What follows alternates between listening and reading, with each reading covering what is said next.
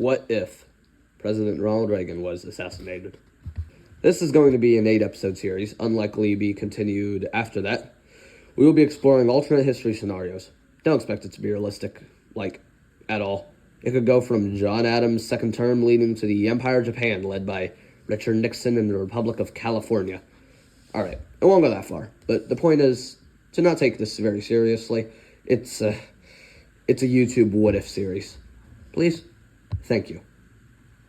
Our timeline. March the 30th, 1981. Washington, D.C. Ronald Reagan exits a luncheon at the Washington Hilton Hotel. The press is waiting outside for him, and so is a man within the crowd, John Hinckley Jr. Some context. John Hinckley Jr. was a man who had been obsessed with then-teenage actress Jodie Foster, who had appeared in a movie about a man who had attempted to kill a United States presidential candidate. The movie's called Taxi Driver.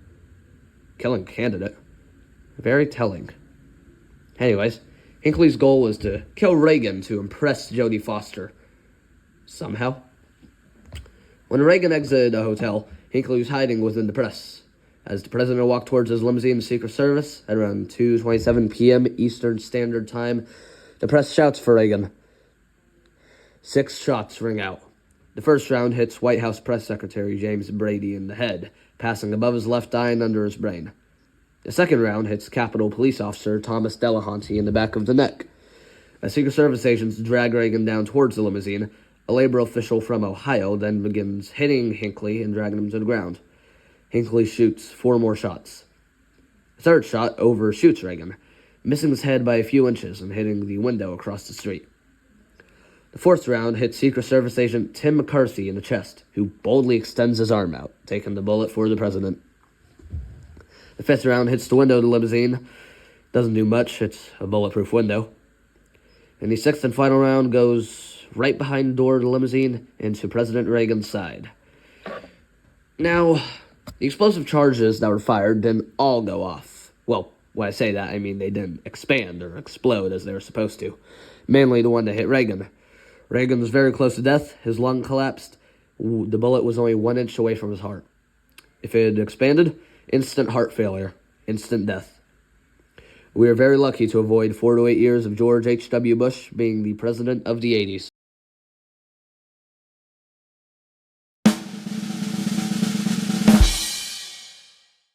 The point of divergence.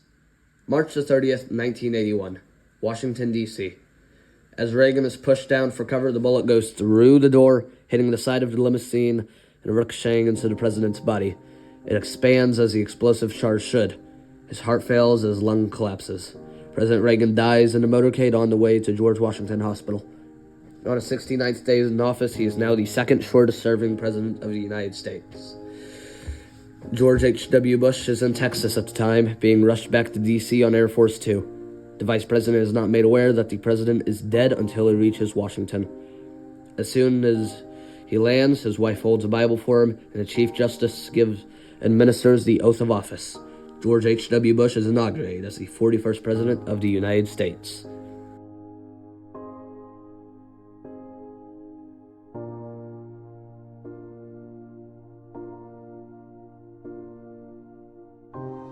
As for the media, holy shit, conspiracy theories are going to go wilder than JFK theories. How could he hit Reagan from his crouched position? The former CIA director is now the president. Hinckley's family knew Bush's family. That last part's true, by the way. The Texas oil people. Wait, holy shit, maybe Bush did have Reagan shot. Anyways, I don't think the 80s would see too many changes themselves. The Soviet Union continues. The Economic Recovery Tax Act of 1981 is introduced and signed by Bush. I don't want to think that Bush raises taxes. Read my lips. No new taxes. I will keep America moving forward, always forward, for a better America, for an endless, enduring dream and 1,000 points of light. This is my mission, and I will complete it. Oh well, because of somebody from the Bush family, they're going to increase spending on defense. I am inevitable.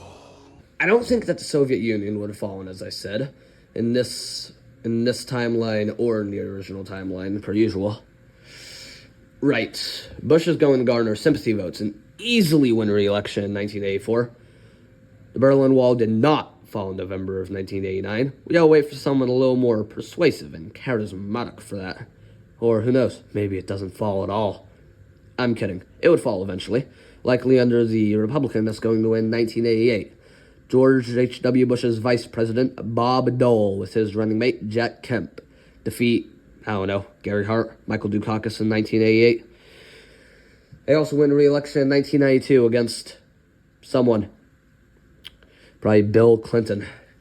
At least he clinched it ever comes to fruition.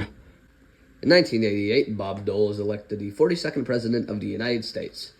I think that in the death of Reagan timeline, Bob Dole's first term would have been a little similar to Bush's, but more successful.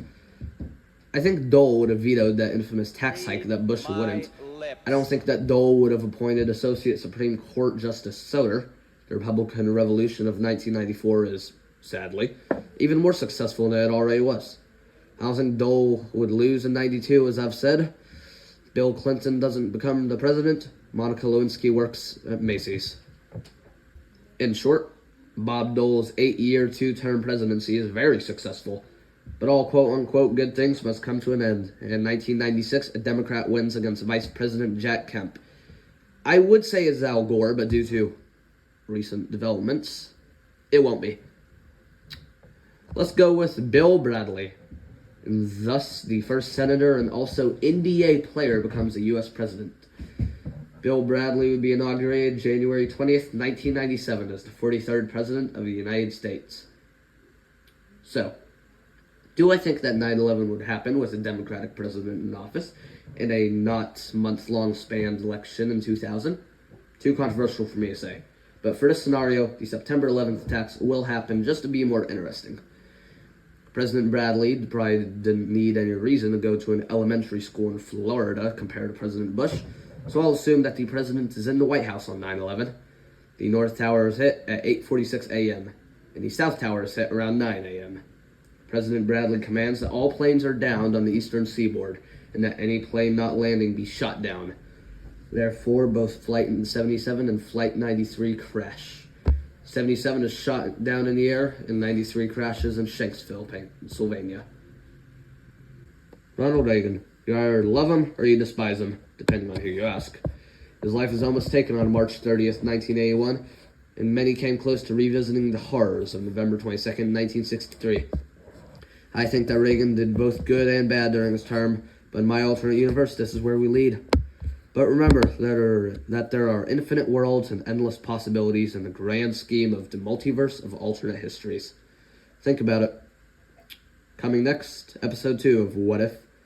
What if Theodore Roosevelt won the 1912 elections?